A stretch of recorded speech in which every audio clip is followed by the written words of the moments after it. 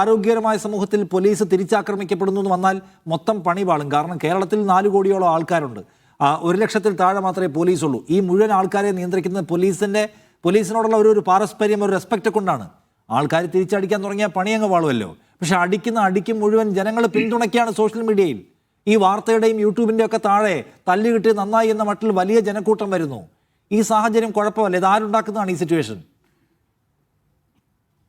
അല്ല, അത് ശരിക്കും പറഞ്ഞു കഴിഞ്ഞാല് പോലീസിനെ ബഹുമാനിക്കണമെന്നോ അല്ലെങ്കിൽ പോലീസിനെ മാനിക്കണോ എന്നുള്ളതല്ല ഇവിടുത്തെ വിഷയം. അതിനേക്കാൾ അപ്പുറം നിയമത്തെ മാനിക്കണം. ഇവിടെ ഒരു നിയമ വ്യവസ്ഥയുണ്ട്, ഇവിടെ ഒരു ഭരണഘടനയുണ്ട്, ഇവിടെ റൂൾ ഓഫ് ലോ ഉണ്ട് ഈ രാജ്യത്ത്, ഈ സ്റ്റേറ്റില്.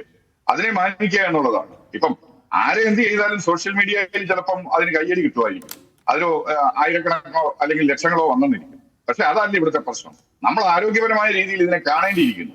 കാരണം ഈ രാജ്യത്തെ അല്ലെ ഈ സംസ്ഥാനത്തെ നമ്മുടെ സമൂഹത്തിലെ നിയമവാഴ്ച അതിന്റെ പ്രത്യക്ഷത്തിൽ കാണുന്ന നിയമം കൈകാര്യം ചെയ്യുന്ന വ്യക്തികൾ എന്ന് പറയുന്നത് അല്ലെങ്കിൽ സംഘം എന്ന് പറയുന്നത് പോലീസാണ്. അവരിവിടെ ഉറങ്ങാതെയും അതുപോലെ തന്നെ അവരവരുടെ വ്യക്തിപരമായ കാര്യങ്ങളൊക്കെ മാറ്റിവെച്ച് ഇവിടെ ചുമതല നിർവഹിക്കുന്നതുകൊണ്ടാണ് ഇവിടെ ക്രിമിനൽ അല്ലെങ്കിൽ കുറ്റകൃത്യങ്ങൾ കുറയ്ക്കുന്നതും സ്വൈര്യമായിട്ട് നമുക്ക് താമസിക്കാൻ സാധിക്കുന്നതും.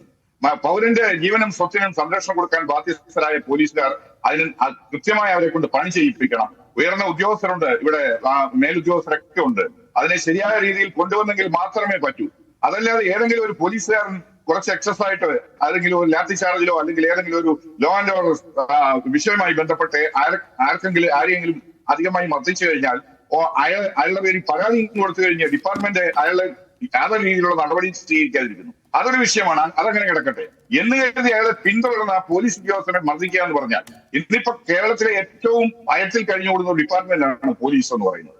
ഒരു പോലീസ് ഉദ്യോഗസ്ഥനെ സംബന്ധിച്ചിടത്തോളം അയാൾ ഭയപ്പെട്ട് കഴിയുകയാണ്. ബഹുഭൂരിപക്ഷം പോലീസുകാരുമായിട്ട് നമ്മൾ വ്യക്തിപരമായിട്ട് സംസാരിക്കുമ്പോൾ ഇന്നത്തെ ആ ഒരു അവസ്ഥയെ പറ്റി അവർ സംസാരിക്കാറുണ്ട്. കാരണം അത് ഈ പറഞ്ഞ സോഷ്യൽ മീഡിയയും സമൂഹവും സാമൂഹ്യ മാധ്യമങ്ങളും മറ്റുള്ള എല്ലാ കാര്യങ്ങളും കൊണ്ടാണ് അങ്ങനെ സംഭവിക്കുന്നത്. കാരണം എന്ന് കരുതി അത് വേണ്ട എന്നുള്ളതില്ല. പോലീസിന്റെ ഭാഗത്ത് നിന്ന് അതിക്രമം ഉണ്ടാകുന്നുണ്ട്. മുമ്പ് ആദ്യം പറഞ്ഞതുപോലെ ശ്രീ സജീവൻ പറഞ്ഞതുപോലെ ഒരു ഉദ്യോഗസ്ഥനുമായിട്ട് സംസാരിച്ചപ്പം ഇതുപോലെ ഇങ്ങനെയുള്ള ഒരു വിഷയം പറഞ്ഞെന്ന് പറഞ്ഞു. വളരെ മോശമായിട്ട് പെരുമാറുന്ന പോലീസ് ഉദ്യോഗസ്ഥർ ഇന്നുമുണ്ട് പോലീസ് സ്റ്റേഷനുകളിൽ. കാരണം ആർക്കും ധൈര്യമായിട്ട് പരാതിയുമായിട്ട് അവിടെ ചെല്ലാൻ പറ്റാത്ത സാഹചര്യം സൃഷ്ടിക്കുന്ന പോലീസ് ഉദ്യോഗസ്ഥരുണ്ട്. അവർ എണ്ണത്തിൽ വളരെ കുറവാണെങ്കിലും പോലീസിന്റെ പൊതു സ്വഭാവത്തിന് നാശം വരുത്തുന്ന രീതിയിലുള്ളതാണ്. അതിനെ പൊതുജന മധ്യത്തിൽ പോലീസിനെ മോശമാക്കുന്ന രീതിയിലുള്ള പോലീസ് ഉദ്യോഗസ്ഥർ ഇന്ന് നിലവിലുണ്ട്.